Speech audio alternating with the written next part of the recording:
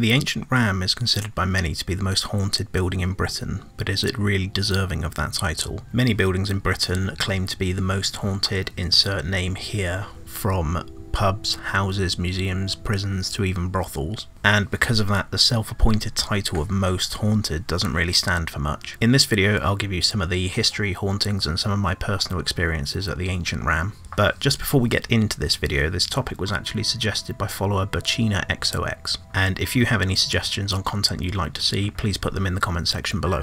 I'm Mike, and if you've got your K2 ready, let's go find some ghosts. Chapter 1. History of the Ancient Ram. The Ancient Ram is over 800 years old and has been in existence as early as the 12th century as it appears in the Domesday Book, which is basically a book full of really old buildings. The inn has a long and sordid history, from believed pagan rituals on the site of the current building to a witch burning in the courtyard, and the Ram's most famous owner claiming he was subjected to some bedtime friskiness from an incubus.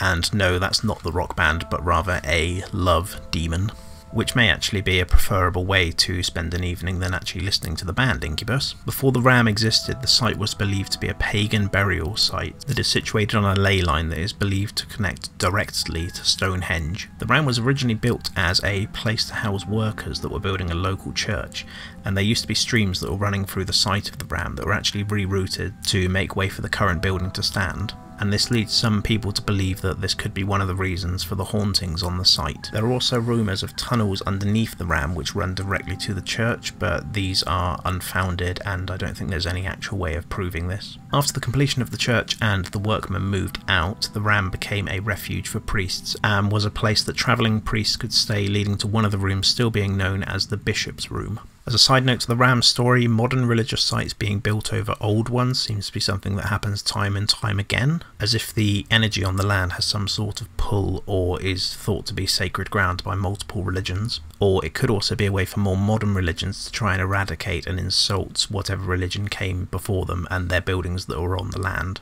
The Ram later became a pub or public house, and unfortunately this doesn't seem to be some sort of Dom Perignon holy people brewing alcohol on the site, because the monks had moved on by this point. In 1968 the inn was purchased by John Humphreys with the intention of running it as a bed and breakfast, which for any of the non-UK viewers is like a cheap hotel that is often run out of people's houses. As a young man, John was a patron of the Ram and absolutely loved the place. So when the opportunity arose, he snapped it up so the Ram wouldn't be destroyed and moved in with his wife and daughter Caroline to live in the inn. After some ghostly goings on that the family experienced that we'll discuss further in chapter 2, John's wife and daughter decided to move out, leaving John as the sole occupant of the Ram for quite a number of years. John did his best to preserve the Ram and stayed living in it until 2017 when he passed away. John was always more than willing to show people around the Ram as he wanted to share his love for the building, and was always more than happy to share one of its ghost stories or his personal experiences. Upon John's death, ownership of the Ancient Ram fell to John's daughter Caroline,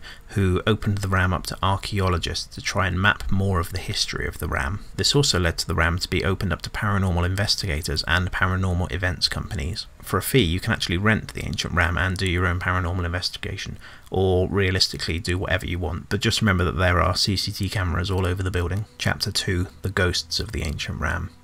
And now to the part that you're probably more interested in rather than the boring history bit. The Ancient Ram has a myriad of ghost stories, with quite a number of these being eyewitness accounts from the Humphreys family. Some even have tangible evidence to back them up.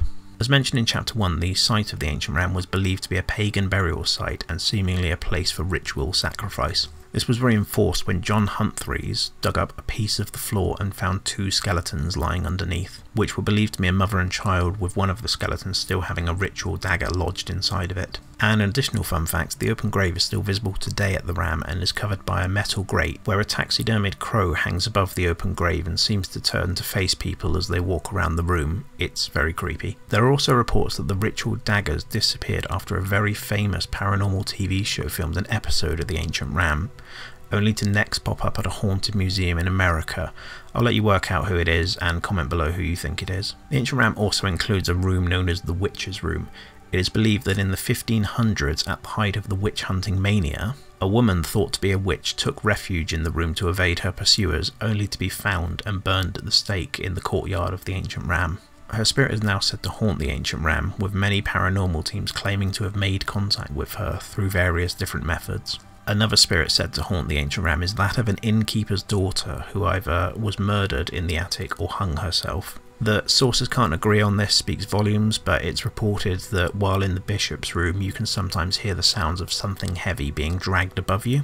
While we're in the bishop's room, this is the room where John Humphrey spent his first night in the ancient ram. He claims that he was attacked by either an incubus or a succubus, which are the male and female forms of a love demon, and from that day John chose to sleep on the sofa in the living room, clutching his Bible to his chest whenever he would try and sleep. Some of the supporting cast that inhabit the ancient ram includes some form of dark energy that's in the barn area that is said to observe anyone who enter or spend time in that area. There are also rumours of a spirit of a cat at the ancient ram. Now, there was a spirit found bricked up in the fireplace, which is believed to be a pagan ritual to ward off evil spirits. The cat's actually now on display in its own little box in one of the rooms downstairs, and it's suggested that some of the more sinister activity started once the cat was removed from the wall. Which isn't really surprising because cats can be pretty nasty and I wouldn't particularly want to be around them for very long. There are also a myriad of other spirits who allegedly haunt the ancient ram, which include the spirits from the open grave, as well as many others who are believed to have been buried on the site. A pregnant woman who was apparently murdered to cover up her having a child out of wedlock, and a small boy with some sort of leg issue or disfigurement. Unfortunately, not a great deal of information is given about these spirits, so it's hard to say if there's any merit behind them or if they're just rumours that have been spawned by people's activity and they've just basically picked it up and ran with a story about something. One final story comes from the current owner, Caroline Humphreys, daughter of John. Caroline's bedroom was in the attic, and she was a practitioner of tarot, which she believed that the spirits of the ancient ram weren't very keen on. Caroline used to store her tarot cards in her bedside cabinet, and one day while being downstairs she heard an almighty bang from upstairs. As she ran upstairs to her bedroom, she found that her bedside cabinet was lodged at the bottom of the stairs with tarot cards strewn everywhere. In her words, the bedside cabinet was actually very heavy and very difficult to move, so it was as if something had picked the cabinet up and thrown it down the bottom of the stairs. Chapter 3. Personal Experiences. I've actually been fortunate enough to visit and investigate the ancient ram. Now, it was a public investigation which is now run by the ancient ram's own sort of team that Caroline has put together, and upon arriving we were given a tour of the ancient ram and told some of the ghost stories that I told you about in the previous chapter. 2 points of note are that when we entered the barn area I started to feel lightheaded for no real reason, which somewhat predictably the host sort of put down to the dark energy that's allegedly in the barn. Rightly or wrongly I don't know, but it's not something that happens to me very often. And the other interesting point was quite a large feeling of sickness as I entered the witch's room. For the record, I'm almost never sick and often only feel sick from my own greed and overindulgence, and while I will occasionally get feelings in allegedly haunted buildings, it's quite few and far between, and it's often not two in the same building in different areas of the building.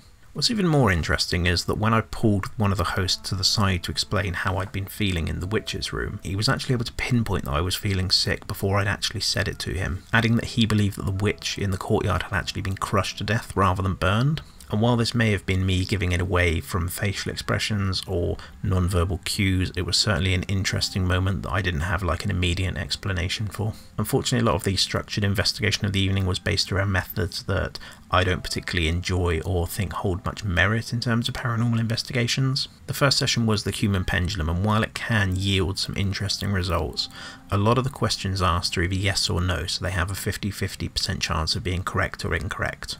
I'm also a big believer that the power of suggestion plays a huge part in the human pendulum, and unless you are asking questions that you know are entirely true or false, the method is more of a storytelling piece than an actual investigative piece. A great method I like to do with any of these practical methods is basically ask a question that there isn't really an answer for. For instance, if I was to ask, "Is my middle name David?" and the answer comes back as yes, this is entirely false because I don't actually have a middle name. And while you could argue that no is actually a correct answer because I don't have a middle name in this instance, if you try this method multiple different times, you're quite likely to get a yes at some point. Again, like all practical methods, if you enjoy them, do them. There's no real science to ghost hunting, but they're just not particularly for me. And beyond the human pendulum, we were also subjected to table tipping, glass divination, a Victorian seance, and mirror scrying, which all didn't really come up with much, and even at some points looking like the activity was being actively faked by some of the people on the investigation. The highlight of the evening for me was actually during our free hour, where I asked the host if he'd like to join us in the Bishop's Room for an Estes method. Now, I know that the Estes method could seem like absolute bollocks, but this session gave us some very interesting results,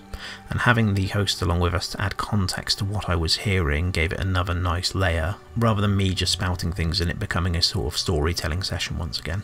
And while some of what was coming through may have been a reach or hyperbole, the fact that some of it fit what the host had experienced before was very interesting, and I was very pleased with how the session turned out. Overall though, our night at the Ancient Ram didn't really live up to the hype and was quite an uneventful night. Unfortunately, this is ghost hunting in a nutshell, and can also be a symptom of public investigations, when noise pollution means that you could be missing quite a lot of potential paranormal noises. And the fact that on public investigations, interactive public methods are seen as better than just sitting around staring at equipment all night, which I totally get and I appreciate, but practical methods aren't the way I like to investigate. I'd actually love to go back to the Ancient Ram with a private group so I can be a bit more of a control freak and employ the methods that I actually prefer using. But the price is actually astronomical, and from what I've seen from so many paranormal groups going there, probably not actually worth it. Unfortunately, a lot of the reports of hauntings stem from one person, and they happened over 50 years ago. And while we may have got unlucky with a quiet night, I'd probably bet that that's an experience shared by many of people who venture through the Ancient Ram's doors. But that is this video done. Leave a comment down below and let me know what you think about the Ancient Ram. Watch our investigation here next. Bye. The Ancient Ham